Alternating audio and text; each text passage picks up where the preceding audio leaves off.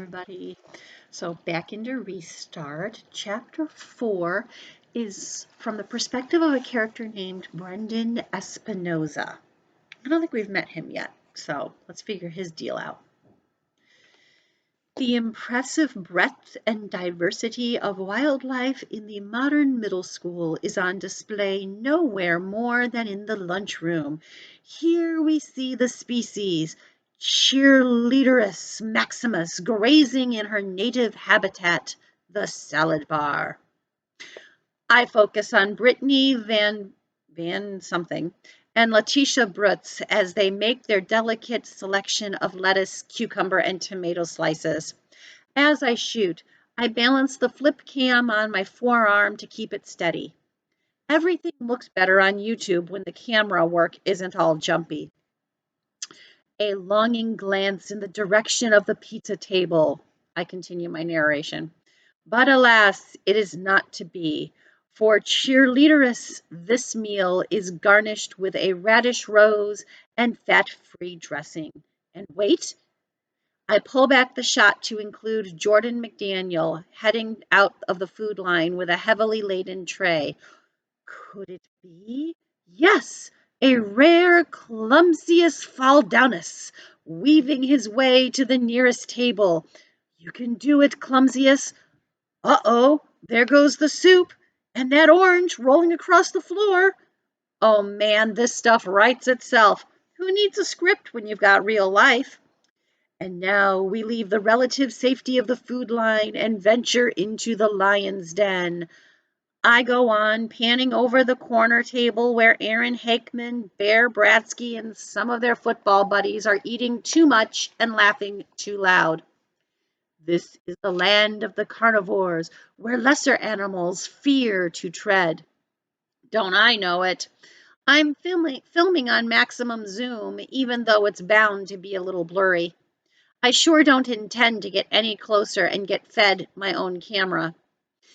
But where's their leader, the apex predator? Could that be him paying for a pack of Fig Newtons at the cash register?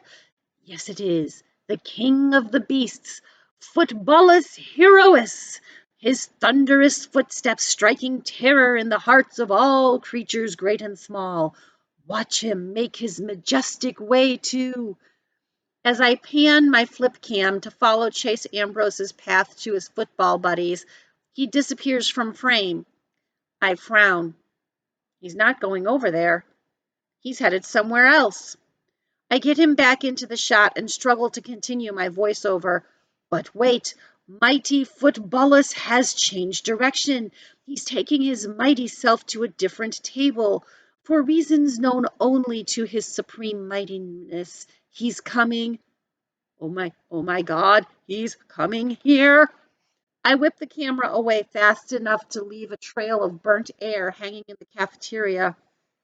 He's right opposite me, larger than life, holding his tray over my table. Why is Chase Ambrose coming anywhere near lowly me? Does he know I'm making fun of him and his friends in the YouTube video? If so, I'm dead. No ifs, ands, or buts. My last interaction with him was the time he and his co-Neanderthals stood me against a tetherball pole and then played an intense game, the rope whipping around me until I was trussed up like a turkey. I'd probably still be there if the sanitation workers hadn't come to empty the dumpster that day. Actually, I'm lucky I wasn't in the dumpster. Those jerks bullied Joel Weber so badly that his folks finally sent him to a boarding school. Is anyone sitting here? Chase asks. I glance up, expecting to get a face full of something. He's standing there looking like he's never laid eyes on me before. My mind screams, "Red alert! Red alert!" But aloud I say, "Help yourself." He takes a seat and then actually spreads his napkin across his lap, just like a civilized person. Although I look down at my own lap, no napkin. And probably none on any lap in the entire cafeteria. This is the weirdest thing that has ever happened, unless Could rumors be true? It was the biggest news in town that the Grace Chase Ambrose fell off his roof and landed on his head this summer. You can still see the cuts and scrapes on his face, and his arm is in a sling. But the gossip around school is that the guy actually has amnesia. He doesn't remember anything from before the accident. I thought it was just a rumor. But what other explanation could there be for why he's sitting here with me instead of with his football friends? And acting like a human being, no less. My video on hold, I turn back to eating. And let me tell you, that is not easy when you're sitting across from the apex predator, amnesia or not. I read that some amnesia is temporary. If it all comes back to him, I could have my entire egg salad sandwich shoved up my nose just for daring to be near him. Then I notice that he's struggling to saw away at a barbecued chicken breast. The dull plastic utensils don't make it easy, especially with one arm immobilized against his chest. He's really working hard at it. Beads of sweat are standing out on his brow. I speak the craziest, most foolhardy words that have ever come out of my mouth. You need help with that? No thanks. He keeps on sawing, getting nowhere, his frustration growing. I still can't explain why I do it. I get up, loop around the long table, and approach Chase from behind. It's easier when both arms work. He battles a moment longer, then gives in with a sigh. Maybe I could use a hand. So there I am in the middle of the cafeteria, hunched over the apex predator, cutting up his chicken.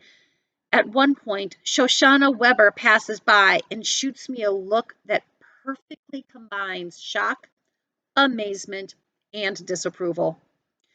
Or maybe she's just trying to figure out why I'm sawing at his meat instead of at his carotid artery.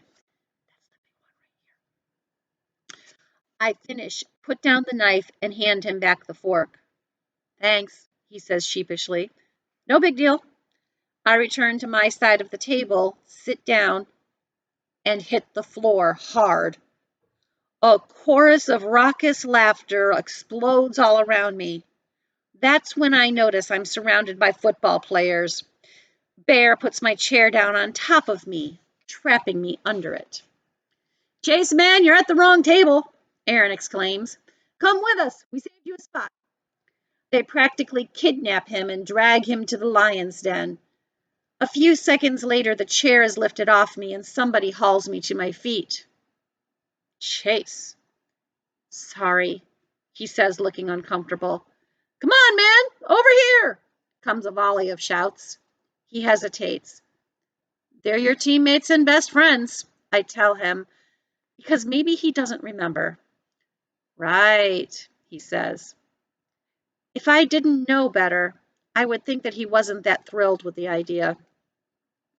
Back in my seat, I take out my camera and realize that the video has been running the whole time.